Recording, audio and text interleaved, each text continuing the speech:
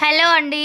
ఈరోజు నేను మార్నింగ్ నుండి ఈవినింగ్ వరకు నేను ఏం తిన్నాను, ఏం డైట్ ఫాలో అయ్యాను అనేదైతే ఈ వీడియోలో ఉంటుంది.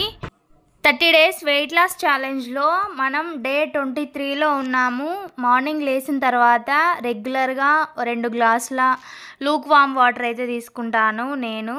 సో ఇంకా ఇది చలికాలం కాబట్టి మనకైతే కొంచెం మార్నింగ్ ఆ చల్లదనం అనేది అయితే పోతుంది అనమాట. కొంచెం హాట్ వాటర్ తాగడం వల్ల బయట వర్క్స్ అయితే చేసుకోగలుగుతాం కొంచెం 2 గ్లాసుల వాటర్, గోరువెచ్చని వాటర్ తాగడం వల్ల.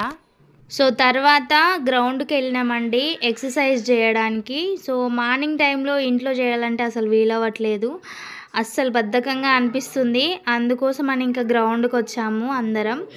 బాబు ఆడుకుంటున్నాడు, నేను అక్కడ ఎక్సర్సైజ్ చేస్తున్నాను. మా బాబునైతే మా వారు ఆడిపిస్తున్నాడు అనమాట. ఇక్కడ వచ్చిన తర్వాత బ్రేక్ఫాస్ట్ కింద అయితే పెసలు తీసుకున్నాను, మొలకలు వచ్చినాయి. అండ్ అలాగే వాటర్ మిలన్, అండ్ అలాగే బాదం పప్పులు అండ్ నానబెట్టిన గ్రేప్స్ అన్నమాట. సో ఎండు ద్రాక్షని నానబెట్టి ఉంచితే మార్నింగ్ లేసే వరకు మంచిగా ఇట్లా ఉబ్బి వచ్చిందనమాట. సో చాలా హెల్త్కి మంచిదండి, బాదం అయినా గ్రేప్స్ అయినా నానబెట్టుకొని తింటే. ఇక్కడ వచ్చేసి నేనైతే తింటున్నాను. సో మేము లంచ్లో అయితే ఈరోజు మునక్కాడ, టమాటో అండ్ బెండకాయ 3 కలిపి కర్రీ చేశాను. సో కర్రీ అయితే చాలా యమ్మీగా ఉంది. సో కప్ ఆఫ్ రైస్ అయితే తీసుకున్నాను. అండ్ దాంతోపాటు మార్నింగ్ వెల్లుల్లి కారం చేశానండి, కొంచెం చింతపండు వేసి. కొంచెం చలిగా ఉంది కదా, వేడి అన్నంలో వేసుకొని తినొచ్చు అనేసి అయితే చేశాను. ఫస్ట్ ముద్దగా అయితే వెల్లుల్లి కారం తీసుకున్నాను. నిజంగా అండి టేస్ట్ అయితే చాలా అంటే చాలా బాగుంది. ఫస్ట్ బుక్ అయితే అది తిన్నాను. తర్వాత ఒక గంట గ్యాప్ ఇచ్చి మళ్ళీ వాటర్ తాగడం అయితే స్టార్ట్ చేశాను. సో హాఫ్ అన్ అవర్కి ఒక గ్లాస్, హాఫ్ అన్ అవర్కి ఒక గ్లాస్ అయితే వాటర్ అయితే తాగుతున్నాను. ఇంకా చల్లగా ఉంటుంది కాబట్టి ఎప్పటికప్పుడు గోరువెచ్చగా చేసుకొని అయితే తాగుతున్నాను. ఇంకా 4:30 to 5 దాకా నేనైతే ఎక్సర్సైజెస్ అయితే చేస్తున్నాను. సో మార్నింగ్ చేశాను, ఇంకా ఈవినింగ్ నాకు టైం ఉంటే చేస్తానండి. సో ఈవినింగ్ నాకు కొంచెం ఫ్రీ టైం ఉందైతే నేను మళ్ళీ ఎక్సర్సైజెస్ పెట్టుకొని అయితే రెగ్యులర్గా చేసే ఎక్సర్సైజ్ అయితే చేశాను. సో ఎందుకంటే మార్నింగ్ ఒక హాఫ్ అన్ అవర్ మాత్రమే చేశానండి. సో ఇంక ఈవినింగ్ టైం ఉంటే చేస్తే బెటర్ కదా అనేసి అయితే ఈవినింగ్ కూడా ఒక హాఫ్ అన్ అవర్ అయితే చేశాను. చేసేసి ఇంకా కొంతసేపు అట్లా కూర్చొని కొన్ని వాటర్ అయితే తాగాను. సో ఈ ఎక్సర్సైజ్ చేస్తే కొంచెం స్వెట్ అనేది వస్తుందండి మంచిగా. తర్వాత డిన్నర్లోకి అయితే రాగి రొట్టె ప్రిపేర్ చేద్దామనేసి ఒక చిన్న 2 గ్లాసుల రాగి పిండి తీసుకున్నాను. సేమ్ అదే గ్లాస్ తోటి 2 గ్లాసుల వాటర్ తీసుకొని పొయ్యి మీద మరిగించుకుంటున్నాను. ఈ విధంగా దాంట్లోనే కొంచెం సాల్ట్ యాడ్ చేయాలి.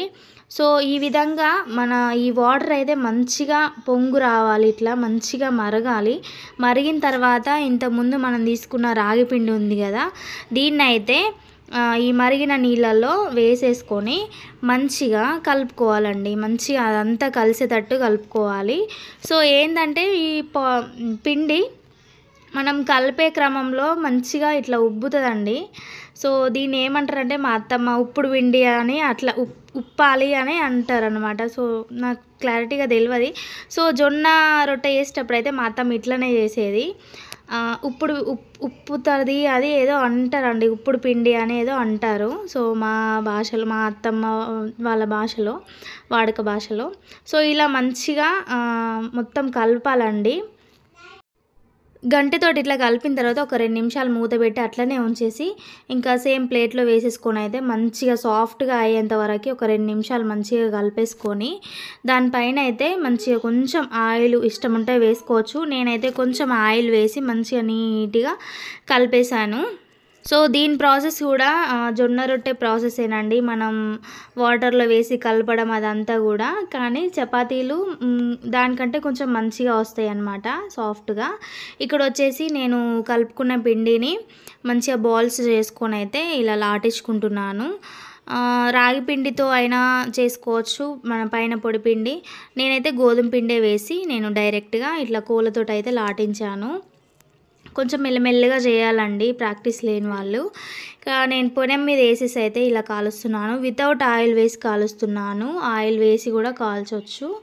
ఒకవైపు మంచిగా కాలిన తర్వాత ఇంకొక వైపు వేసి మంచిగా చుట్టుపక్కలంతా కూడా మంచిగా నీట్గా కాలేటట్టు చూసుకోవాలి, లేదంటే తినడానికి బాగుండదు టేస్ట్.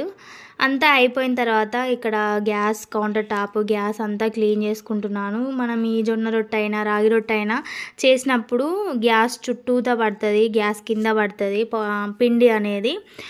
సో అందుకోసమని ఇంకా నాకైతే నచ్చదనమాట అట్లనే ఉంచడం, చీమలు అట్లాంటివి వస్తాయి. అందుకోసమని కౌంటర్ టాప్ కడిగేసి గ్యాస్ కూడా కొంచెం తుడిచేసాను. ఇంకా ఇక్కడ వచ్చేసి 2 చపాతీలు అయితే పెట్టుకున్నాను, రాగి చపాతీలు. సో రాగి రొట్టెలు, చపాతీలు అంటే బాగుండదు, రాగి రొట్టెలు. మార్నింగ్ చేసిన ఎల్లిపాయ కారం అండ్ అలాగే ఆఫ్టర్నూన్ చేసిన టమాటో మునక్కాడ బెండకాయ కర్రీ వేసుకొని అయితే నేను తింటున్నాను. సో రాగి రొట్టె కారంలో అయితే భలే టేస్ట్ ఉంటుందండి, ఎల్లిపాయ కారంలో. సో ఎవరైనా తిన్నవాళ్ళు ఉంటే నాకు కామెంట్లో చెప్పండి. జొన్న రొట్టె అయినా రాగి రొట్టె అయినా ఇట్లాంటి కారంలలో భలే టేస్ట్ ఉంటుంది. సో ఎర్ర కారం అంటారు కదా, పండు మిరపకాయల కారంలో అయినా ఇట్లాంటి వెల్లుల్లి కారంలో అయినా భలే టేస్ట్ ఉంటుంది.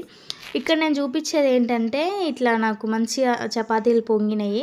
సో ఈ పొంగేటప్పుడు అయితే నేను వీడియో తీయలేకపోయినా, ఇక్కడ చూపిస్తున్నాను అనమాట మంచిగా పొరలు పొరలుగా వచ్చిందనేసి.